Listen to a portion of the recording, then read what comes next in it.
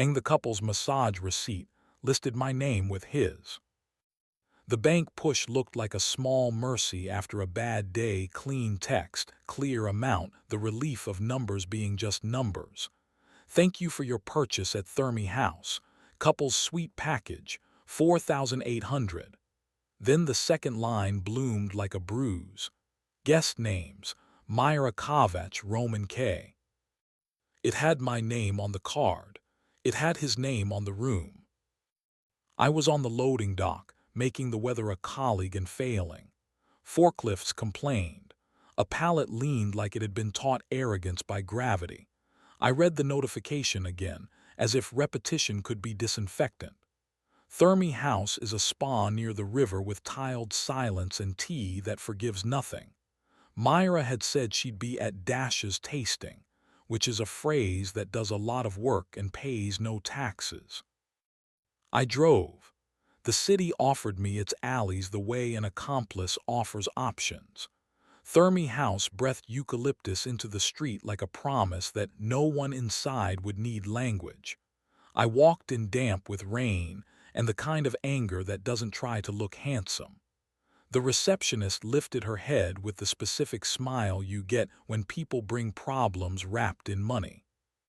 "Welcome back," she said. "Mr. Kovac, your suite is." "I don't have a suite," I said. She blinked once, rearranged a few neurons with professional grace and turned the screen. There it was, an invoice that mocked literacy. Couples Suite 7, Myra K. Roman K. Payment, A. Kovac. "I'd like to settle the bill," I said, "because sometimes the only weapon you have is a receipt." She hesitated. "They've already been escorted to the thermal path," she said. "Would you like?" "I'd like a towel," I said, "and a little mercy." Thermi House believes in choreographies. Warm pool, cold plunge, steam where people practice disappearing. I followed a corridor of tile and murmurs until the air changed from lobby to lungs. The door to Suite 7 was ajar. Inside, folded robes waited on a bench with the innocence of laundry. The attendant glanced up, saw my face, and acquired a sudden interest in folding something already folded. I found them in the steam room.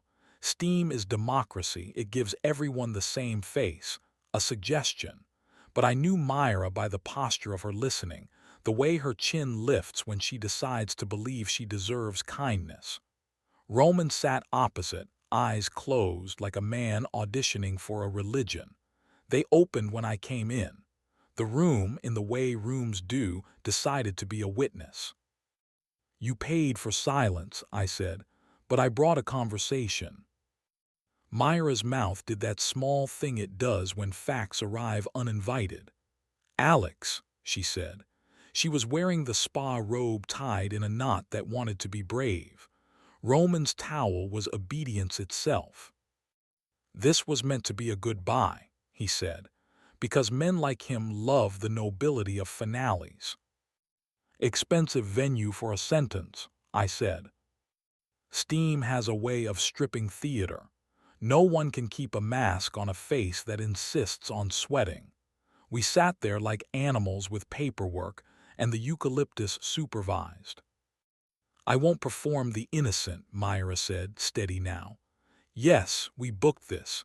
Yes, on your card. I wanted to be wanted in a room that wasn't already ours.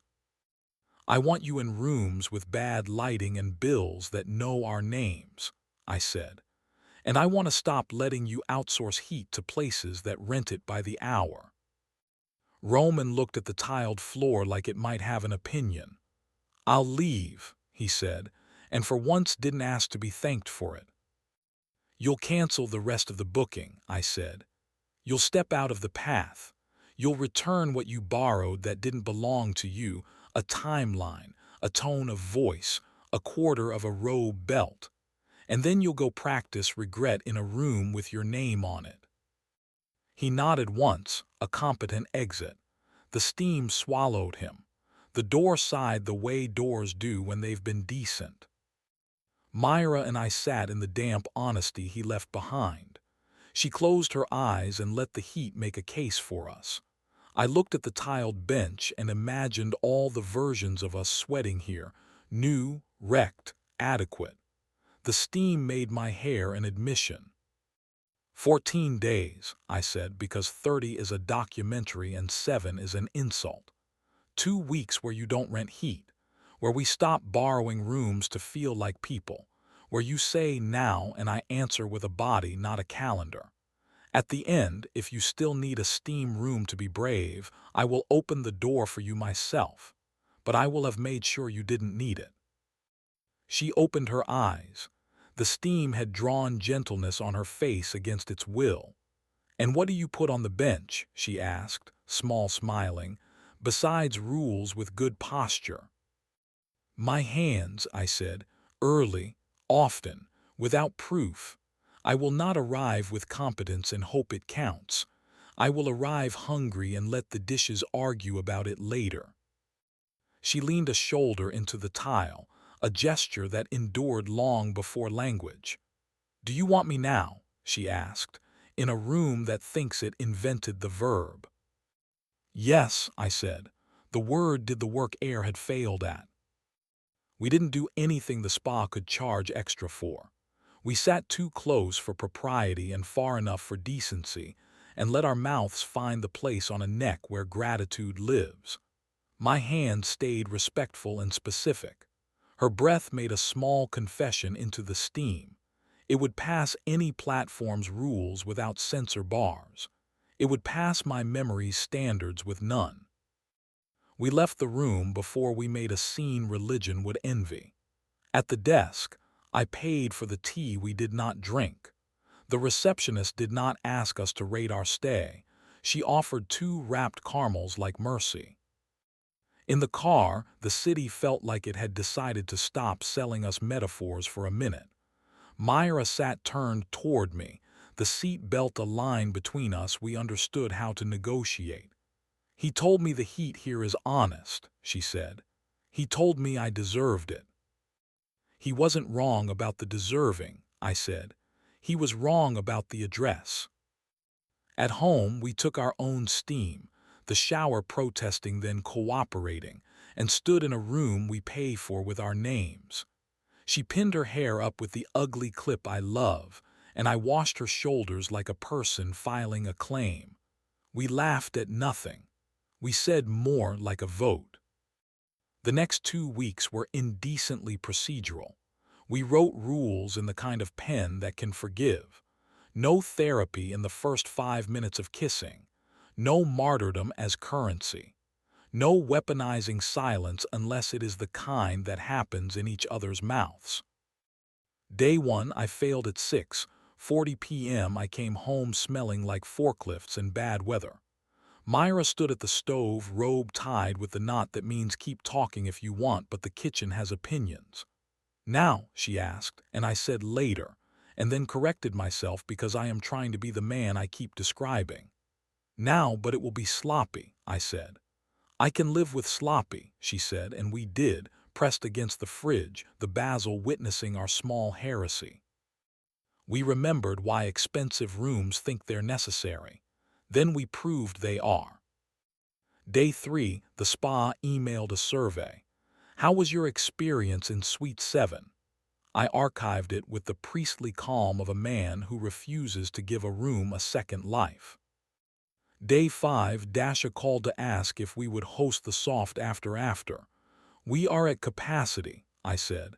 2 seats, both taken. She laughed like a blessing and sent a box of macarons that tasted like apologies that didn't need to be made. Day 6, Roman texted. 1 sentence clean, not performing.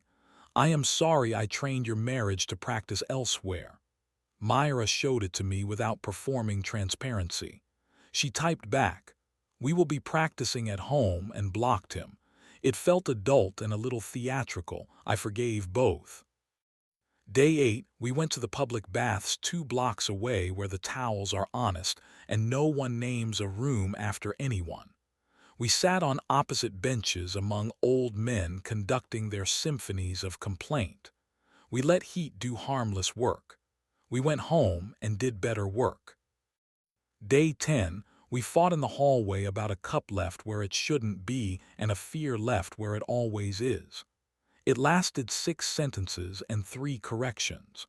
We solved it with mouths and mild embarrassment, and a vow to put dishes where verbs can reach them.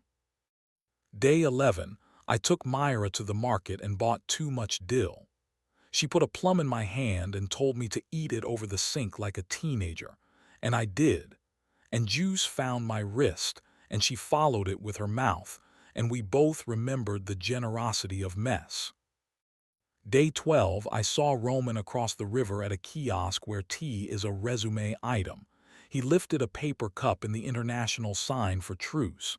"Steam without a script," he said when we closed the distance and decided to speak like citizens. "It's underrated."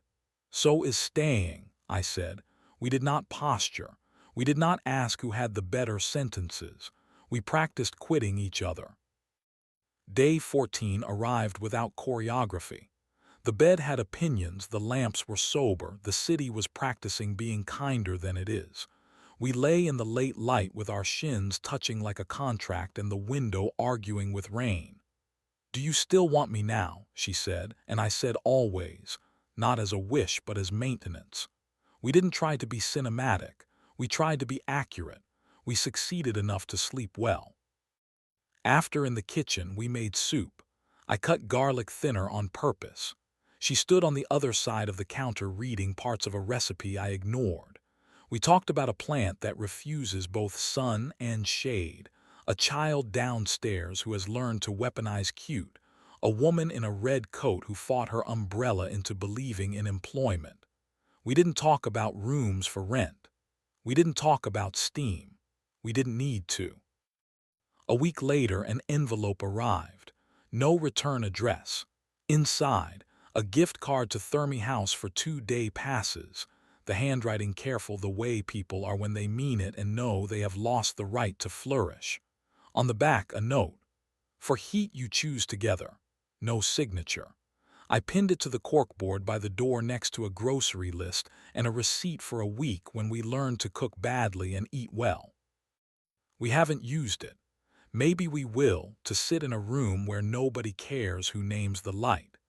Maybe we won't, because we built a small sauna out of honesty and proximity and a willingness to say now, while the water is still hot.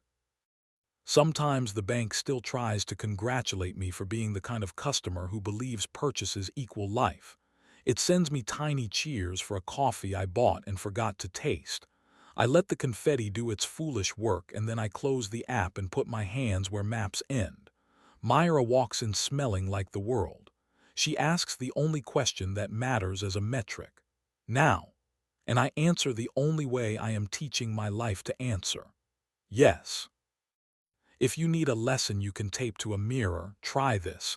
Don't rent bravery. Install it.